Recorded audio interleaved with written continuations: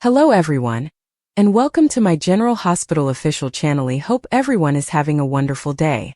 Before we begin, please hit the subscribe button and give this video a thumbs up. The polished mahogany of the witness stand felt cold beneath Willow's palms, a stark contrast to the feverish heat she felt radiating from her own skin.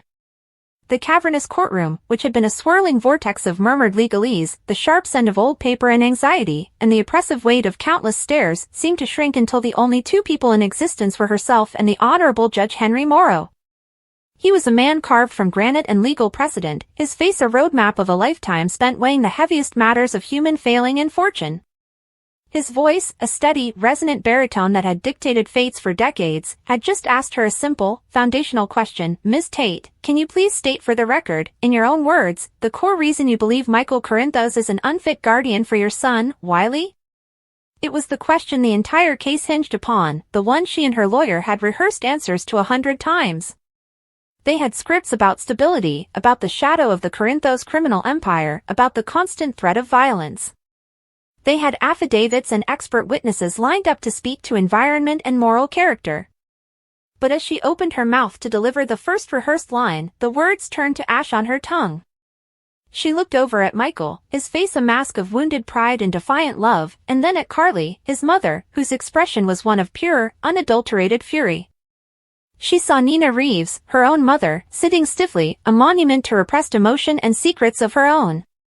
And in that suspended moment, Willow understood with terrifying clarity that every scripted word, every carefully constructed argument about business dealings and alleged threats, was a lie of omission. The real, festering truth, the one that had been poisoning her from the inside out, was the only thing that could possibly matter. A profound silence descended upon the room, so complete that the rustle of the court reporter shifting in her seat sounded like a thunderclap. Willow's knuckles were white where she gripped the edge of the stand. She drew a shallow, shaky breath, the microphone picking up the faint, rattling sound. Your Honor, she began, her voice a fragile thread, barely audible.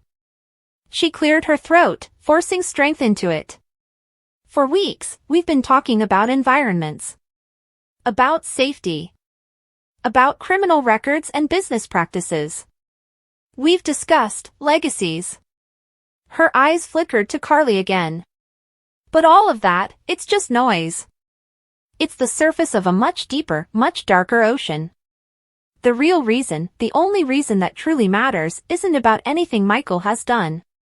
It's about who he is. And more importantly, it's about who I am. She could feel her lawyer's frantic, silent signals from the defense table, a desperate telepathy begging her to stop, to stick to the plan. She ignored them. She fixed her gaze on Judge Morrow, who was watching her with a newfound intensity, his head tilted slightly, his pen hovering motionless above his legal pad. He was a student of human nature, and he recognized the prelude to a paradigm shift. I have stood by, Willow continued, her voice gaining a sliver of steel, and I have listened to people talk about the Corinthos family as if it's a monolith of corruption. I've listened to the whispers about Sonny Corinthos, about his empire. And I have remained silent on the one fact that renders all of it a grotesque, cosmic joke. She paused, gathering the shattered pieces of her courage. The truth, Your Honor, the secret that has been kept hidden, protected, and weaponized for months, is that Michael Corinthos is not just my son's adoptive father. He is his uncle. The word, uncle, did not land with a dramatic crash. Instead, it seeped into the room like a gas, invisible, toxic, and slowly suffocating. There was a beat of profound confusion. Eyebrows furrowed. Shoulders shrugged.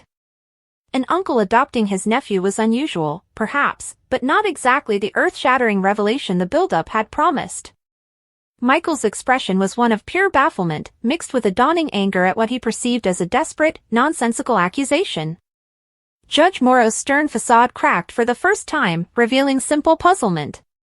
Ms. Tate, while the familial dynamic is complex, I fail to see how that specific relationship, in and of itself.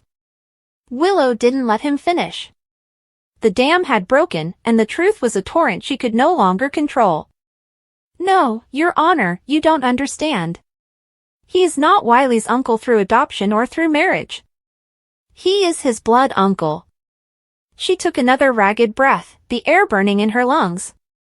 Because the man everyone knows as Wiley's biological father, the man whose name is on the original birth certificate, is not his biological father at all. The gas in the room ignited.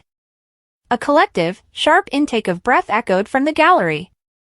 Carly Corinthos made a small, choked sound, her hand flying to her mouth. Michael was now staring, his brow deeply furrowed, his mind visibly racing, trying to catch up, to connect dots that were leading to a cliff edge. Willow's voice, though trembling, was now clear and piercing. The man listed as the father was a lie, a story concocted to protect everyone. The real biological father of my son, Wiley, is Sonny Corinthos. For a moment, there was only the stunned, weightless silence of absolute vacuum. Then, the courtroom erupted. It was not a loud eruption, but a visceral one, a wave of gasps, muttered exclamations, and the frantic scraping of chairs as people leaned forward, not wanting to miss a single syllable. Carly looked as if she'd been physically struck, all the color draining from her face, her eyes wide with a hurricane of betrayal, fury, and horror. Michael's face went through a rapid, terrifying transformation, confusion, then dawning comprehension, then a look of such profound, soul-shattering betrayal that it was painful to witness. He shook his head slowly, back and forth, a silent, desperate denial. But Willow was not done. She had to finish it. She had to scorch the earth completely. She raised her voice, cutting through the growing murmur. "And I am not finished, Your Honor. That is only half of the truth. The other half concerns me." She locked eyes with the judge, who was now leaning forward, his elbows on the bench, his hands steepled under his chin, his entire being focused on her. The dispassionate arbiter of the law was gone, replaced by a man witnessing a human tragedy of Shakespearean proportions. "For my entire life," Willow said, her voice dropping again, thick with a pain so old and deep it had become part of her DNA, "I believed I was the daughter of a man who is irrelevant to these proceedings. I was a foundling, a secret, a girl with no past. It was only recently that I discovered the identity of my biological mother." She turned her head slowly, her gaze sweeping across the horrified, frozen face of Nina Reeves. "My mother is Nina Reeves." The gallery, which had been buzzing, fell silent again. This was a new layer, a new shock. Nina, the editor of The Invader, a woman defined by her own quests for truth and family, sat rigid, a single tear tracing a path down her cheek. The pieces were beginning to fall into place for everyone in the room, creating a picture of such twisted, intimate connections that it was dizzying. Willow turned back to the judge, her final, devastating blow ready to be delivered. Her voice was a raw whisper, yet it carried to every corner of the dead-silent room. "So, you see, Your Honor, when you look at this case, you see a dispute between Michael Corinthos and myself over a child. But that is not what this is. This is a dispute between a brother and a sister. Michael Corinthos is not just my son's adoptive father. He is my son's adoptive father, and his biological uncle. And I am not just his biological mother. I am his biological mother, and his biological aunt. Wiley, the little boy at the center of all this, is the son of two siblings." The world stopped. The air itself seemed to solidify, becoming thick and hard to breathe. The scandal of Sonny being the father was one thing, a tawdry, explosive secret of infidelity and betrayal. But this was something else entirely. This was a fundamental transgression, a biological and moral cataclysm that redefined every single relationship in the room. Judge Morrow's face was a study in utter, unvarnished disbelief. The granite had crumbled. His jaw had gone slack, his eyes wide behind his glasses. He slowly removed them, setting them down on the bench with a hand that was not quite steady. He stared at Willow, then his gaze swept over the carnage in the courtroom, to Michael, who looked physically ill, his face buried in his hands, to Carly, who was sobbing openly now, great, heaving sobs of rage and grief, to Nina, who appeared small and broken, all her usual defiance extinguished. I need a moment to process this," the judge stammered, his voice uncharacteristically thin. He looked down at his notes, but his eyes weren't focusing. The court will take a brief recess." He reached for his gavel, fumbled it, and it clattered onto the bench before he could properly lift it. He simply stood up, his robes swirling around him, and almost fled from the bench, disappearing through the door to his chambers without a backward glance, leaving a courtroom in a state of pure, unadulterated chaos. In the void left by his departure, the silence shattered. The gallery exploded into a cacophony of shouted questions, frantic conversations, and exclamations of shock. Reporters scrambled for the doors, phones already pressed to their ears. But at the center of the storm, at the plaintiff and defense tables, there was only a terrible, frozen silence. Willow remained seated in the witness stand, all the strength gone from her body. She had done it. She had told the truth, the whole, ugly, devastating truth. The secret that had been a cancer in her life, the lie that had been the foundation of her relationship with Michael, was out. She had gambled everything, her future, her relationship, her very sanity, on this moment. She had believed that the sheer, shocking power of the truth would be enough to sway the judge, to make him see that placing a child in a home built upon such a profound, unnatural deception was unthinkable. She looked across the room at Michael. He had lifted his head from his hands, and he was staring at her. But it wasn't the look of a defeated opponent. It was the look of a man who had just seen his entire world, his past, his present, his future, obliterated. The love that had been there, the shared struggles, the quiet moments with their son, all of it was gone, burned away by the nuclear blast of her revelation. In its place was a raw, gut-wrenching horror. He wasn't seeing the woman he loved, he was seeing the vessel of his own unimaginable circumstance, his sister, the mother of his nephew's son. The complexity of it was written on his face in lines of agony. His lawyer was beside him, a hand on his shoulder, speaking urgently into his ear, but Michael wasn't listening. He was trapped in the recursive loop of the truth. Sonny is Wiley's father. Willow is Nina's daughter. Nina and Sonny are not related. But Willow and I, we share a brother. We share a brother, and we have a son together. The logic was a Mobius strip of familial connection, leading nowhere but back to the same sickening point of origin. At the other table, Carly had turned her fury on Nina. The two women, longtime adversaries, were now bound by this most horrific of secrets.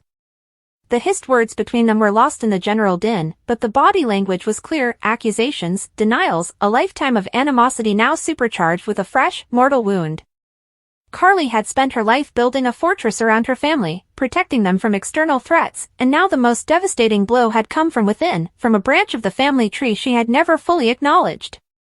The 15-minute recess felt like an eternity. When Judge Morrow returned to the bench, he looked aged. The brief respite had not granted him clarity, only a deeper sense of gravity. The easy answers were gone. The legal precedents for corporate custody disputes were useless here. He was in uncharted territory. He did not call for order immediately. He simply sat, allowing the bailiff to quiet the room, his gaze moving slowly from Willow to Michael, then to the empty space between them where their shared life had once been. I have sat on this bench for 27 years, he began, his voice low and heavy. I have presided over murders, over kidnappings, over the most bitter and acrimonious divorces this state has to offer. I have heard tales of greed, of vengeance, of pure, unadulterated evil. But I have never, in all my years, been presented with a set of facts so, biologically and morally convoluted. He paused, choosing his words with the care of a man defusing a bomb. The revelation that has just been presented to this court, it changes everything. And it changes nothing. He let that paradox hang in the air for a moment. It changes everything because the foundational understanding of the relationships between all the parties involved has been fundamentally and irrevocably altered. The court can no longer view this as a simple matter of parental fitness between two unrelated individuals. The biological reality introduces a dimension that the law is poorly equipped to handle. He turned his gaze to Willow. Miss Tate, you have unburdened yourself of a truth of immense magnitude. You have done so in a public forum, at great personal cost. The court recognizes the cathartic necessity you may have felt. However, he said, his tone shifting, it changes nothing about the legal standards I am bound to apply. The well-being of the child, Wiley Corinthos, remains the sole, paramount concern of this court. The biological relationship between you and Mr. Corinthos, while shocking, does not, in and of itself, automatically render him an unfit parent. Nor does it automatically grant you superior rights. Willow felt a cold dread begin to seep into the spaces where her adrenaline had been. This was not the immediate, decisive victory she had, in her most desperate moments, imagined. Similarly, Mr. Corinthos, the judge continued, turning to Michael, the fact of your biological relation to the child as his uncle, while disturbing in its context, does not negate the bond you have formed as his adoptive father. The court cannot and will not simply erase the last 2 years of a child's life because of a recently revealed blood truth. He sighed, a sound of profound weariness. What this revelation does do is plunge these proceedings into an abyss of complexity for which there is no clear map. We are now dealing with questions that touch upon the very definition of family, the weight of biological ties versus nurturing bonds, and the potential long-term psychological impact on a child who may one day learn the full, unvarnished truth of his parentage. He looked between them one more time, his expression one of almost paternal sorrow. The custody hearing is hereby adjourned. I am ordering an immediate, expedited psychological evaluation of all parties involved, Ms. Tate, Mr. Corinthos, and the child, Wiley, by a panel of court-appointed experts in genetics, ethics, and child psychology. This is no longer a simple custody case. It is a profound ethical dilemma wrapped in a legal proceeding. We will reconvene in 1 week's time after the court has received the preliminary findings. Until then, the current temporary custody arrangement will remain in place. The finality of his gavel strike this time was definitive. The hearing was over, but the real storm was just beginning. As the courtroom once again descended into a frenzy of activity, Willow remained seated, watching as Michael was led away by his lawyer, his shoulders slumped, a broken man. She had told her shocking secret, she had left the judge in disbelief, and she had achieved nothing but a temporary stalemate and the utter destruction of the man she loved. The truth had not set her free, it had built a prison for everyone involved, with their son in the center, his future more uncertain than ever. The battle for Wiley was no longer about who was the better parent. It was about untangling a knot of blood and love that was tied in a way nature never intended, and the fallout would forever scar the canvas of Port Charles. Willow sat in the dimly lit courtroom, her heart pounding so hard that she could feel it echoing in her chest. The silence was thick, suffocating even, as she waited for her turn to speak. Michael sat beside her, his jaw clenched, hands gripping the edge of the table as if he could hold everything together through sheer will. Across the room, Nina sat nervously, her eyes darting between Willow and the judge. She had no idea what was coming, but the tension in the air told her that whatever Willow was about to say would change everything. The judge adjusted his glasses, looking at Willow with calm authority. Mrs. Corinthos, you asked to make a statement before I deliver my ruling. You may proceed. Willow slowly stood, her knees trembling slightly, but she lifted her chin with quiet determination. Yes, Your Honor, she began, her voice steady though her hands trembled as she gripped a folded piece of paper. There's something I need to tell the court before you make any decision. It's something that's been weighing on me for months, and I can't keep it to myself anymore. Michael frowned, whispering urgently, Willow, what are you doing? But Willow didn't respond. Her gaze was locked on the judge, and tears began to well in her eyes. This case has been about who's the best influence for my children, who should be part of their lives, she continued. It's been about trust, honesty, and redemption. But I haven't been completely honest myself. The judge leaned forward slightly. Go on, he said gently, sensing the gravity of her words. Nina swallowed hard, whispering to her lawyer, what is she talking about? Her attorney looked equally confused. Willow took a deep breath, her voice trembling now. Before I was diagnosed with leukemia, I made some choices out of fear. I thought I was protecting my family. But the truth is, I hid something that could have changed everything back then. Something about Nina. Michael's eyes widened. Willow, stop, he hissed under his breath. Don't do this here. But she shook her head. I have to, she whispered. Turning toward Nina, Willow's face softened, a mix of pain and regret washing over her expression. Nina. I know we've hurt each other in ways that are hard to forgive. I've kept you from seeing Wiley, I've judged you, and I've doubted that you could ever change. But I also hid something that might have made a difference in how things played out. The courtroom went silent. Even the bailiff seemed frozen. Nina's lips parted, her voice barely audible. What did you hide, Willow? Willow wiped her tears with the back of her hand and looked at the judge. Your Honor, before my bone marrow transplant, before we all learned that Nina was my biological mother, I discovered something else.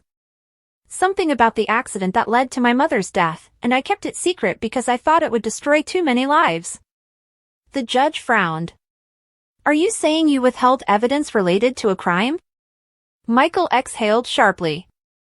No, Your Honor, she's just, Michael, please, Willow interrupted softly. Let me speak. Her voice wavered but carried the weight of truth. Months before my illness got worse, I went through Harmony's old journals and recordings. In one of them, she confessed that she wasn't the only one responsible for keeping me from my real mother. There was someone else involved. Someone who paid her to stay silent and fake records. The judge's eyes widened slightly, and whispers rippled through the courtroom. Nina's face drained of color.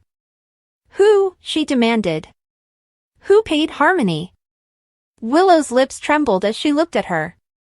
It was someone connected to the Corinthos family. Michael stood abruptly. That's enough, he said sharply, his voice echoing through the courtroom.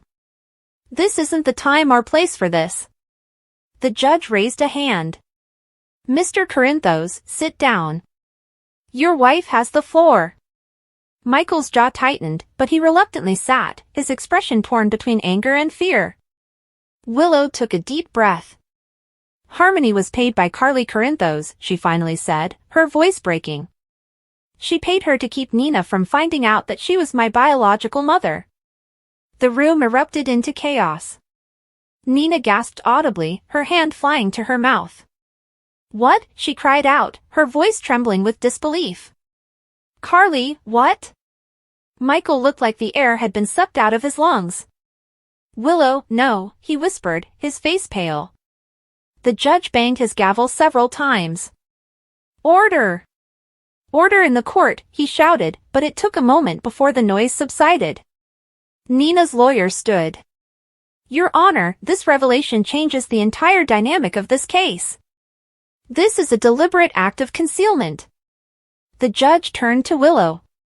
Mrs. Corinthos, are you certain of what you're saying? Do you have evidence? Willow nodded through her tears. Yes, Your Honor.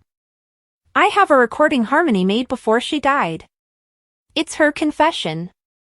She says Carly found out about the truth months before my illness got worse, and instead of telling me, she begged Harmony to stay silent so I wouldn't bond with Nina. Carly said it would destroy our family if the truth came out. Michael buried his face in his hands, murmuring, Oh my God. Nina's hands shook as tears streamed down her face. She knew, she whispered, her voice cracking. All this time, she knew? Willow nodded. She did. And I know why she did it. She thought she was protecting me. But by keeping the truth hidden, she hurt everyone, especially you, Nina. And I've been carrying that knowledge for months. I couldn't say anything because I was scared. Scared of breaking this family apart. But I can't stay silent anymore. The judge looked stunned, the weight of Willow's words sinking in. He removed his glasses and rubbed the bridge of his nose. Mrs. Corinthos, he said slowly, this revelation could have serious legal implications. Are you willing to submit this recording as evidence to the court? Willow nodded again. Yes, Your Honor. I brought it with me. She reached into her purse and handed a small USB drive to her attorney, who hesitated before passing it to the court clerk. As the clerk approached the bench, Michael stood, his voice desperate. Your Honor, please, my wife isn't in her right state of mind. She's been through trauma, illness, grief. This isn't the time to drag this up. The judge looked at him sternly. Mr. Corinthos, your wife seems fully aware of what she's doing. I'll listen to the recording before making any ruling. Nina's lawyer nodded eagerly. Thank you, Your Honor.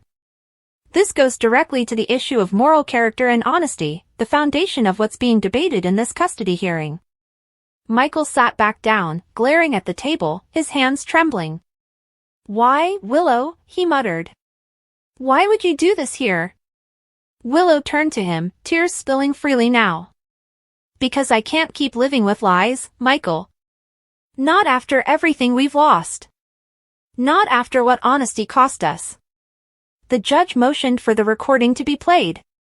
The courtroom fell silent once again as the soft crackle of an old tape filled the air. Harmony's voice, weak but clear, spoke through the speakers. "If anyone finds this, I'm sorry. I lied to protect myself, but I wasn't the only one. Carly Corinthos came to me after she found out the truth about Willow. She begged me not to say anything, said it would ruin everything if Nina knew. I took the money, I kept quiet. I told myself it was for Willow's safety, but really, it was for survival. I know what I did was wrong.